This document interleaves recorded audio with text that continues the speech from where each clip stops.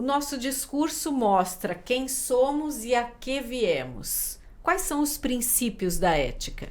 Oi, eu sou a Cláudia Cotes, terapeuta da fala, e este é o terceiro episódio da segunda temporada do Pode Valorizar. Junto comigo, as fonoaudiólogas Leni Quirilos e Ana Leia Berenstein.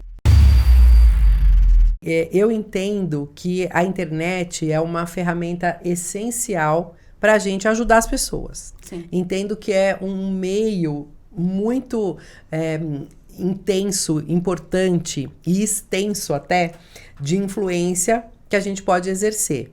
E a gente tem que pensar muito sobre isso e entender o que é que eu quero disseminar, o que eu quero colocar. Eu, particularmente, entendo que deve ser um instrumento, a internet, para a gente colocar o nosso saber a serviço das pessoas. Então, quando eu penso em postar alguma coisa, a minha ideia é sempre assim, espera um pouquinho, como é que eu posso ser útil para o outro? Exatamente. O que eu posso acrescentar? O que eu posso oferecer para aquelas pessoas que me seguem, né? Porque é uma responsabilidade total, né? O que eu posso oferecer para que essas pessoas se sintam adquirindo algo forte e positivo para elas?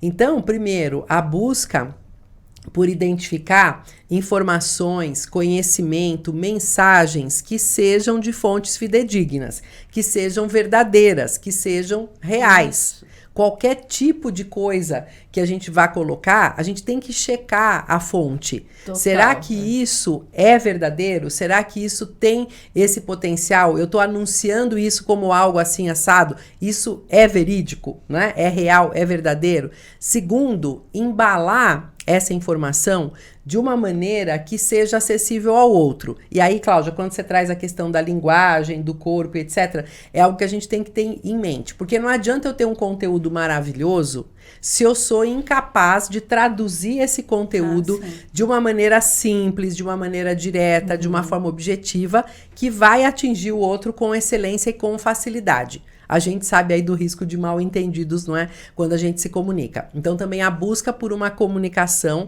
que entregue de forma interessante mesmo aquele conceito que a gente está buscando passar. Eu falo que nós temos que ser fácil para o nosso leitor. Com não certeza, é? Sim. Então, você só consegue chegar ao outro se você é fácil para ele. Eu penso da seguinte forma, quando você vai compartilhar um conteúdo e a sua intenção é criar um vínculo, a gente está no nosso lugar, o nosso papel.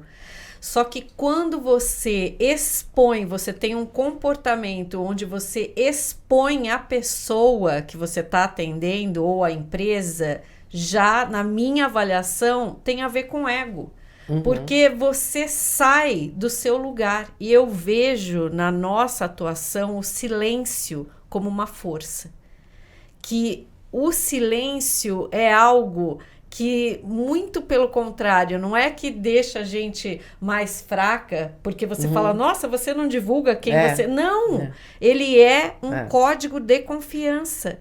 Porque quando você se mantém quieta, existe uma força inacreditável. E eu quero compartilhar com vocês que um pouco antes da pandemia, eu fui para Tóquio.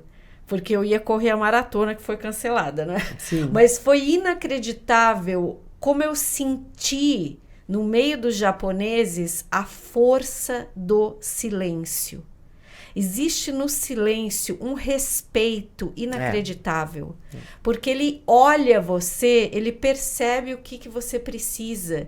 E aí tem, logo depois, a gratidão, porque em todos os lugares eles fazem a reverência. Então, veja, isso é uma força de comportamento, porque a hora que você fala pra caramba, você se torna até taquilálico, não é? Que é o famoso falo muito, mas eu não tenho nada a acrescentar.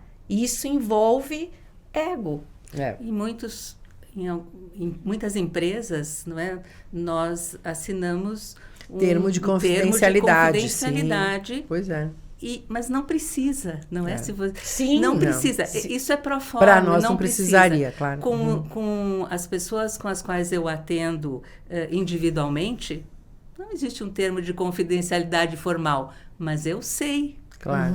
Não, que isso existe na nossa conexão. E as não é? pessoas que te escolhem também sabem Também disso, né? sabem Porque disso. hoje também tem isso, né, pessoal? Uma pessoa que nos procura, ela pode ter pesquisado sobre a gente anteriormente. certeza, sim. Ela entra nas nossas redes, ela identifica, peraí, o que é valor para essa pessoa, né? Como que ela se coloca? Então, esse, na realidade, é o alvo que nos interessa, que é a pessoa que eventualmente pode nos procurar para contar com o nosso serviço, com a nossa atuação.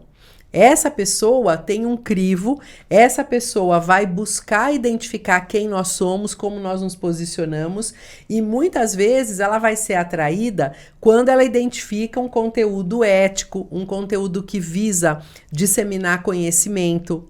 Que ela pode crescer. Exatamente. Diferente de alguém que, poxa, olha só, ela tá postando Deus e o mundo aqui que ela atende, então provavelmente ela vai me postar também, não quero. Não é isso que eu quero. Exato. Né? E voltando à questão que você estava falando do que você causa no outro, não é? Sim. Eu também sempre penso que nós devemos causar uma diferença positiva. Sim. Então, nessas postagens, que é o que você estava falando antes, Leni, nessas postagens, o critério é que diferença positiva eu vou causar com a minha postagem nas pessoas, na sociedade, nas pessoas que vão ver essa postagem. O que eu quero com isso? Né? Que tipo de conhecimento, que tipo de atuação, que tipo de diferença positiva vai causar a minha postagem? Se não vai causar nada não positivo no outro, né? se não vai acrescentar, para quê? E você falou coisas muito interessantes sobre o discurso e a ética. Então, quando nós conversamos sobre esse podcast, eu e a Cláudia conversamos, enfim, a Cláudia começou a falar sobre fala, e eu falei, Cláudia, nós estamos falando de fala, mas é o discurso. Sim. Não importa se ele é a fala, se ele é a escrita, se ele é o gesto, se ele é o corpo, é o que nós comunicamos como um todo. Sim. Eu chamo isso, acho que isso é o discurso, não é? Não importa a forma com que ele se apresenta, não é? Então, essa questão do discurso, do que nós levamos com o nosso discurso, não tem como falar algo que eu não tenho como atitude. Não tem como escrever algo que eu não faço na minha vida, que eu não funcione desta forma que eu estou escrevendo, que eu estou colocando no meu texto. Hoje, muitos de nós, a maioria, nós nos comunicamos por mensagem, por e-mail, enfim, não é? Tudo isso faz parte do nosso discurso.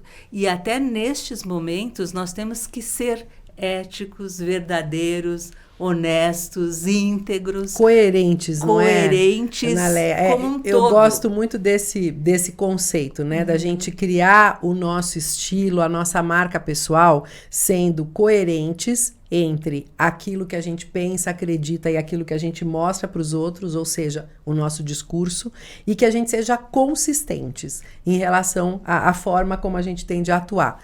Eu acredito que coerência e consistência são as duas chaves para a gente se colocar diante das pessoas de uma forma geral, especialmente na internet, que é onde a gente tem esse acesso tão amplo. Sim. E uma coisa importante, então, para a gente conversar com quem está ouvindo e também assistindo, é qualquer comunicação que, de repente, você sinta interesse pela pessoa ou pelo conteúdo, pare. Pesquise a história. Porque se você tem um caminhar naquele assunto, naquele fazer, com certeza você tem consistência e coerência. Sim. Se nessa pesquisa você não encontrar praticamente nada, saiba que ali é um discurso fake. Vazio. Discurso vazio. É verdade. Esse discurso, ele é amplo, não é? Ele faz parte da nossa vida como um todo. Então, todas as nossas atitudes, todos os nossos gestos, os nossos comportamentos, as palavras que nós escolhemos para colocar no discurso, as palavras que nós escolhemos para escrever um texto, enfim, ele tem que estar, como a Eleni falou, coerente. Eles têm que estar junto, eles têm que estar alinhado.